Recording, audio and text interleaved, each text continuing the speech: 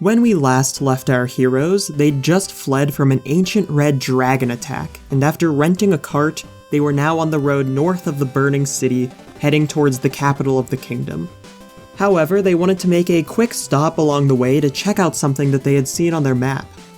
The second-hand map they'd gotten had a note that just said "Weird Fountain," and the party really wanted to know what it was.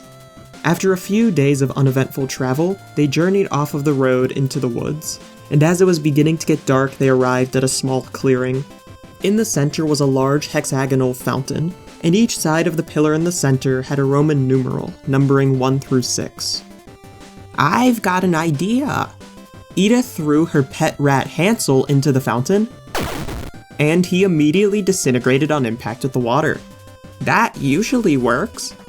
"When has that ever worked?" "It worked with the boggards." "Then the Watcher showed up and we almost died." "But we didn't."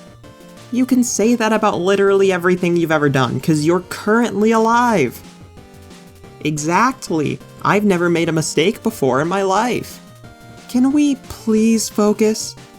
"Well, Hansel won't come back for another day, so I'm all out of ideas." Tenebris walked up to the fountain and tossed a platinum piece into the water, and instead of being disintegrated, it just sank to the bottom, and one of the Roman numerals on the center pillar lit up.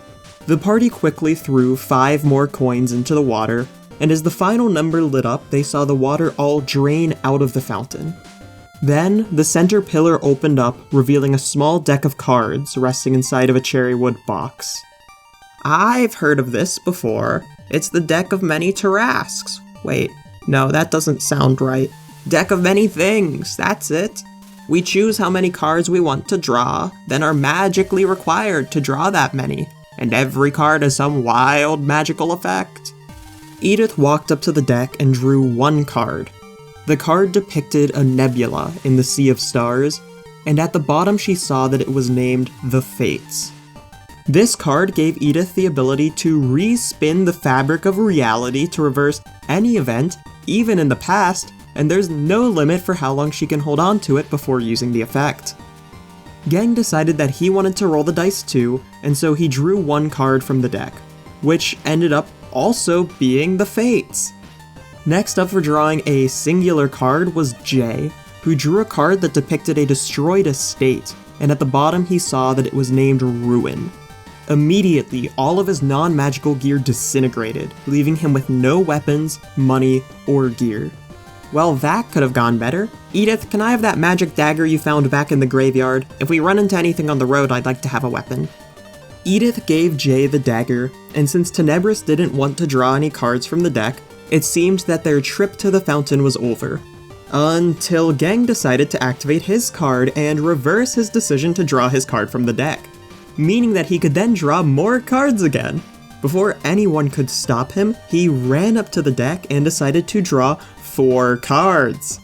Remember that once you've committed to an amount of cards to draw, that's it. You're locked in. There is no going back. He drew his first card, and the party immediately saw a spectral iron fence rise up around Gang, forming a small blocked-off arena. Then, appearing in front of the party was a shadowy, skeletal figure carrying a scythe. Gang had drawn the skull, meaning that he had to fight an aspect of death immediately. The undead got to go first, and with a single strike dealt damage equal to around 90% of Gang's health, almost killing him instantly. Then, on Gang's turn, he did the only thing he could think of, and he drew his second card. The card depicted a silhouette standing behind him with a dagger stabbed through Gang's chest, and at the bottom it said, Rogue. Well, that's ominous. He used his second action to draw another card, and this one depicted a crescent moon on a dark night, and at the bottom of the card it read Moon. This meant that Gang got 1 wish, and he immediately used it to get rid of the aspect of death that was attacking him. Gang only had 1 more card to draw, and it had the art of a jester holding a card in each hand and said Fool at the bottom, meaning that he had to draw 2 more cards. Card number 5 was up next, and as he drew this card, dark storm clouds quickly appeared in the sky above the forest, and suddenly, large red ruby gemstones began to fall down at the party, until 50 of them were lying on the ground in front of Gang.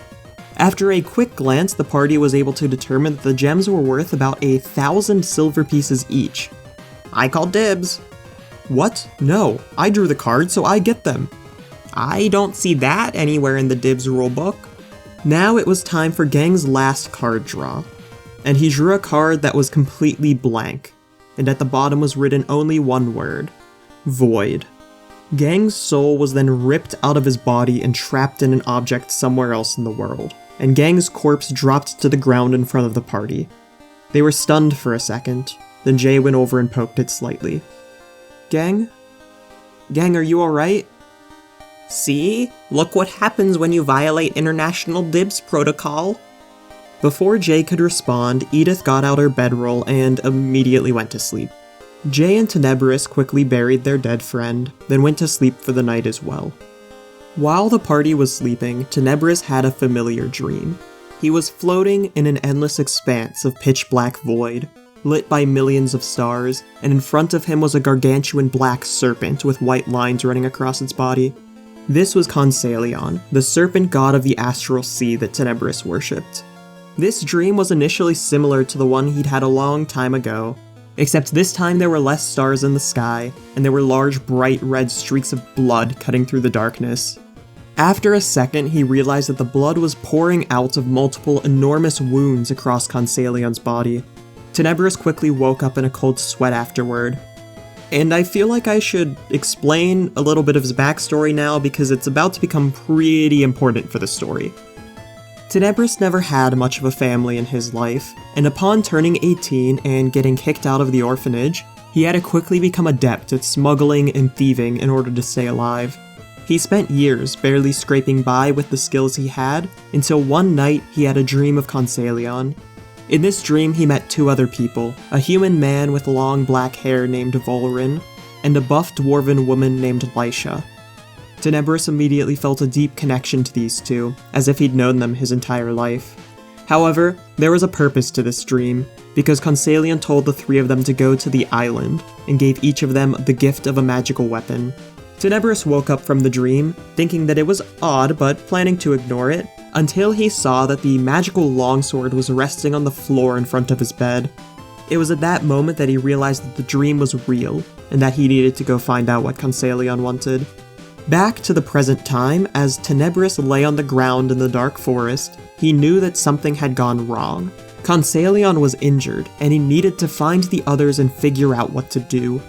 Tenebris wasn't able to fall back asleep after that, and just laid there staring up at the stars for the rest of the night until the other members of his party woke up. However, Tenebris wasn't the only one who had a dream that night, because Edith also received a vision from her patron. She saw a massive marble mansion resting on the edge of a mountain. Standing tall in the elegant courtyard in front of the mansion was an ornate chrysanthemum statue of a halfling in a cloak. There was a crown atop the statue's head, and in one of its hands was a dagger.